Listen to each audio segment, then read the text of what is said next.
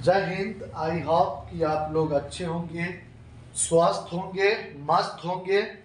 और उसी के साथ एक क्वेश्चन लेकर आए हैं जो आपके लिए एकदम लाजवाब क्वेश्चन है, वेरी इंपॉर्टेंट है। कई बार क्वेश्चन को जो है आपके एग्जाम में पूछा है और उम्मीद करते हैं कि आप लोग जो है बोर्ड एग्जाम का अच्छे प्रकार से तैयारी भी कर लिए होंगे, ठीक ना। और नहीं किए हैं तो अभी भी समय है, कुछ समय बचा हुआ है। आप लोग जो है सो ज़्यादा से ज़्यादा रिवीजन कीजिए, ठीक ना।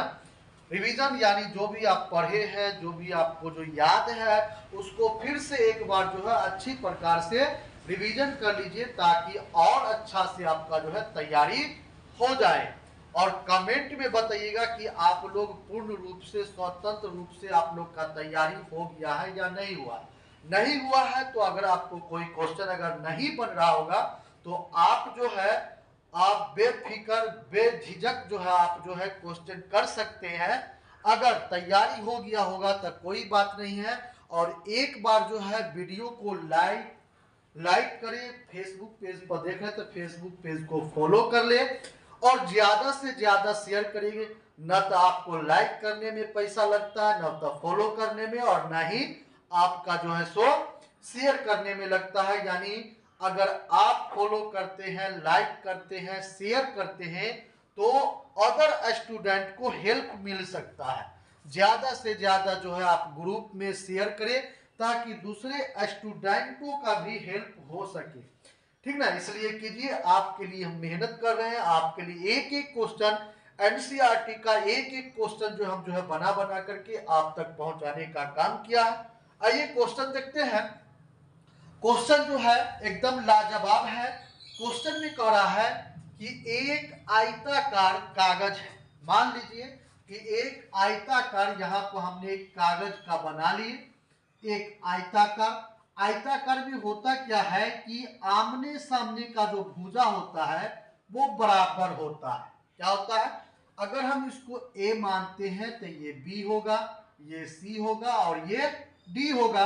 तो ये जो है इसके बराबर होगा और ये इसके बराबर होगा। यानी आयत में जो है आमने सामने का जो भुजा होता है वह क्या होता है?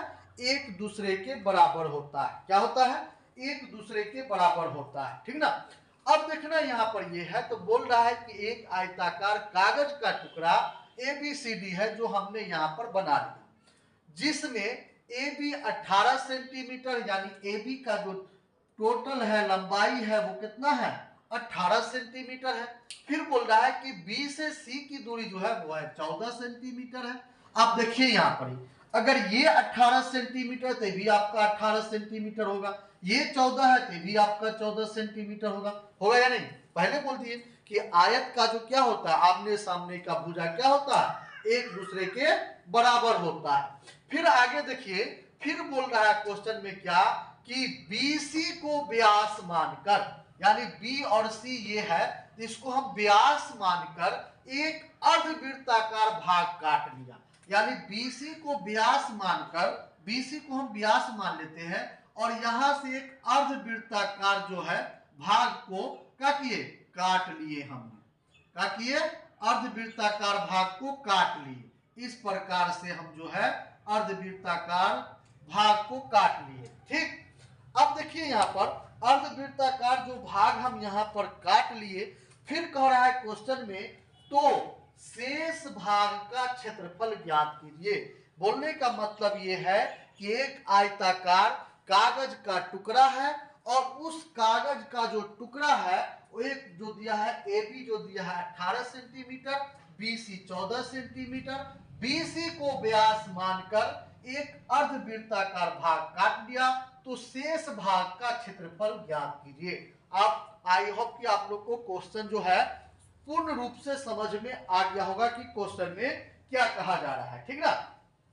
तो सबसे पहले हम यहाँ पर क्या करेंगे बच्चों? तो सबसे पहले आप जो यहाँ पर क्या करना है, तो सबसे पहले आप यहाँ पर कीजिएगा ये कि ABCD का क्षेत्रफल निकाल लीजिए। तो ABCD का क्षेत्रफल अगर निकालते हैं तो याद रखिएगा आयत का जो क्षेत्रफल होता है वो होता है लंबाई गुने चौड़ाई होता है। तो लंबाई गुने चौड़ाई निकाल लेंगे। तो लंबाई गुने चौड़ाई निकालेंगे तो कितना हो जाएगा, लंबाई हो जाएगा 18 सेंटीमीटर, चौड़ाई हो जाएगा कितना 14 सेंटीमीटर, ठीक ना। यानी लंबाई आपका 18 सेंटीमीटर, चौड़ाई कितना हो गया 14 सेंटीमीटर। दोनों को जब हम मल्टीप्लाई करेंगे 252 सेंटीमीटर को सेंटीमीटर से तो सेंटीमीटर स्क्वायर आ जाएगा। यहां तक आपको समझ में आ गया होगा, तो आगे बढ़ेंगे। चलिए आगे अब क्या करा क्वेश्चन में कि जो भाग काटा गया है अर्धवृत्ताकार भाग, तो कौन है, यही अर्धवृत्ताकार भाग कौन है, इसको हम P मान लेते हैं। तो क्या हो जाएगा BCP, यानी BCP का क्षेत्रफल चल देंगे। तो BCP आपका क्या है, अर्धवृत्ताकार है। तो आप लिखेंगे अर्धवृत्त, क्या लिखेंगे, लिख देंगे तथा अर्धवृत्त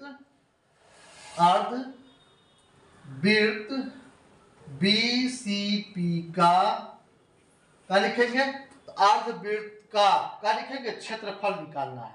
यानी अर्धवृत्त का जो क्षेत्रफल दिया है वही आपको ज्ञात करना है। तो क्या हो जाएगा, क्षेत्रफल क्या हो जाएगा इसका बताइए, क्षेत्रफल क्या होगा। तो क्षेत्रफल होता है अर्धवृत्त का 1/2 पाई आर स्क्वायर। क्या होता है 1/2 पाई आर स्क्वायर, लिख देंगे 1/2 पाई आर स्क्वायर। अब एक चीज देखिए यहाँ पर, अब तो यहाँ पर ये हो गया, हमको त्रिज्या नहीं पता है, त्रिज्या आएगा कहां से। तो देखिए क्वेश्चन में एक चीज कह रहा था कि BC 14 सेंटीमीटर है, इसमें BC को व्यास मानकर, तो BC आपका व्यास हो गया ना, तो 14 सेंटीमीटर व्यास है, इसका त्रिज्या निकाल लीजिए। त्रिज्या निकालेंगे तो कितना होगा D/2, यानी D का वैल्यू 14/2, 7 से कट जाएगा, यानी 7 सेंटीमीटर त्रिज्या निकल जाएगा।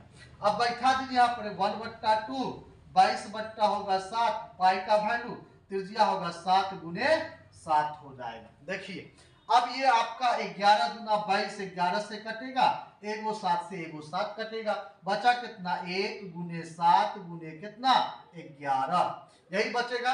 ये पहले 11 लिखा है, यहाँ हो जाएगा 11 गुने कितना 7 हो जाएगा, यही बचेगा ना। अब क्या करेंगे, सबको मल्टीप्लाई कर दीजिए। तो 11 एकम 11, 11 सत्ते 77, 77 सेंटीमीटर स्क्वायर, ये दोनों निकल गया। अब यहां तक आपको समझ में आ गया होगा।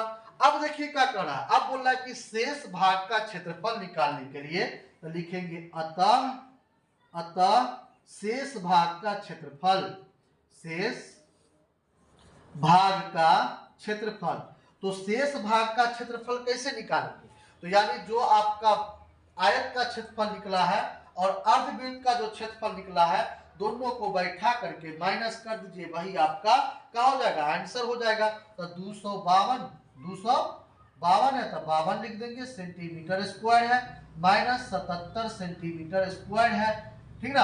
अब दोनों को घटा देंगे, जितना आएगा वही आंसर आ जाएगा। देखिए अब तो 5 में से 1 ले लीजिए 5, तो 12 होगा, 12 में से 7 जाएगा, 5 बचेगा यहाँ पर, यहाँ कितना बच गया 4, 1 इससे 5 ले लीजिए, हो जाएगा कितना, कैरी लेंगे तो 14, 14 में से 7 जाएगा, 5 बचेगा, 7 बच जाएगा, नहीं ना बचेगा, 7 बच जाएगा। अब कितना बच गया, अब नहीं कुछ, अब कितना बच जाएगा आपको, तो आपको यहाँ पर 1 बच जाएगा, तो 1 आपको उतार दीजिए, यही आपका सेंटीमीटर स्क्वायर, यही आपका it will be right answer है। आई होप कि आप लोग समझ गए होंगे।